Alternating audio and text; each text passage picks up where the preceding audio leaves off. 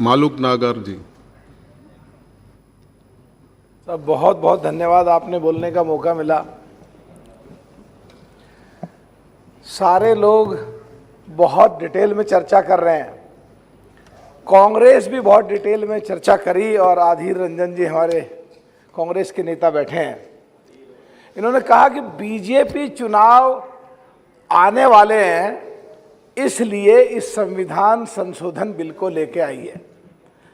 भाई 1947 से पहले कितनी बार चुनाव आए, आप जब क्यों नहीं लेके आए? वो लेके आए हैं तो अब भी विरोध क्यों कर रहे हो इस बात का? या ऐसे आरोप क्यों लगा रहे हो चुनाव के लिए लेके आए हैं? आपके किसी ने हाथ बांधे थे क्या? दूसरा, सब पिछड़ों की जो बात है, 73-74 साल हो गए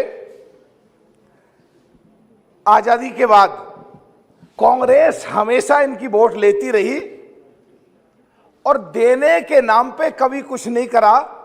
27% तो छोड़ो, 5% भी कुछ नहीं करा, जो अभी सुप्रिया जी कह रही थी।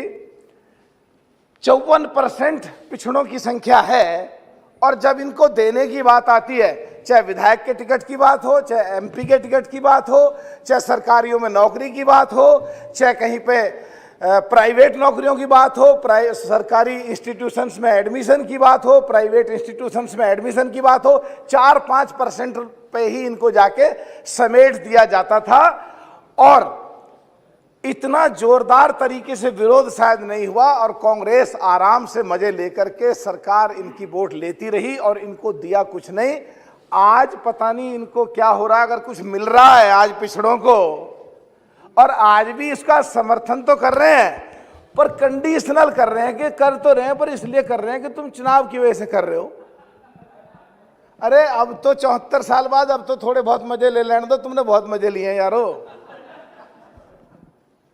सब दूसरा एक बात ये भी आती है कि जैसे उत्तर प्रदेश को ले हम, अंग्रेजों के समय में कुछ जातियां लड़ाई लड़ती रही अंग्रेजों से, और क्रिमिनल ट्राइबल्स में उनको डाल दिया गया।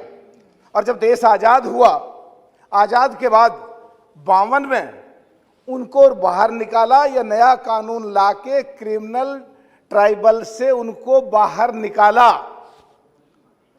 कांग्रेस को ये पता थी कि इन लोगों ने लड़ाइयां लड़ी हैं, इसीलिए देश आजाद हुआ है, और इसीलिए जो अंग्रेजों ने कानून बनाया उसमें अमेंडमेंट करके उसको बाहर निकाला 1952 में। तो उनमें जो जातियां थी वो 29 जातियां थी। तो 1962 में गवर्नमेंट ऑफ इंडिया ने, कांग्रेस की सरकार थी, एडवाइजरी जारी करके स्टेटों को दे दिया, लेकिन उनमें कुछ जातियां रही। जिस जाति से मैं आता हूं, गुर्जर जाति, और बहुत सारी पासी हैं और यादव हैं, कई सारे पिछड़े हैं उसमें, और कुछ दलित भी हैं। उनके सर्टिफिकेट तक नहीं बनते थे। सब काम की बात बोल रहा हूं, सब अब तो आधी मिनट ही हुई है, अभी तो काम की बात बोल रहा हूं। One more minute because there are 10 more speakers and minister is giving reply at 5:30. यही हुआ पिछड़ों के साथ, और इसीलिए होता रहा काम साहब। Last minute, don't waste your time. प्रार्थना कर रहे हैं आपसे।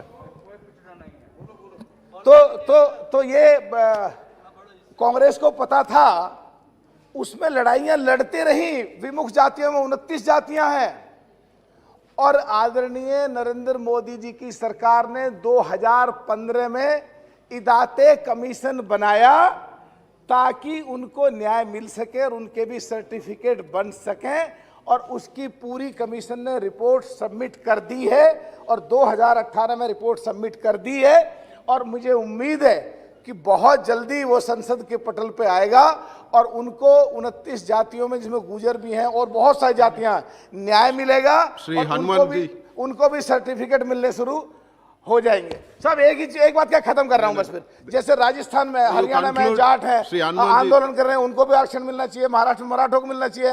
राजस्थान में जो गुर्जर जाति के लोग हैं वो नवी सूची में डाल के उनको भी न्याय मिलना चाहिए। और साहब ये आरक्षण में जो नई जातियां तो लेके आ रहे हैं, पर 50% से आगे क्यों नहीं बढ़ा रहे? ये भी 50% से आगे बढ़ाना चाहिए, जिससे जिनको आरक्षण मिले वास्तव में न्याय मिल सके, दिखावा ना हो सके। बहुत बहुत धन्यवाद साहब। सभापति महोदय।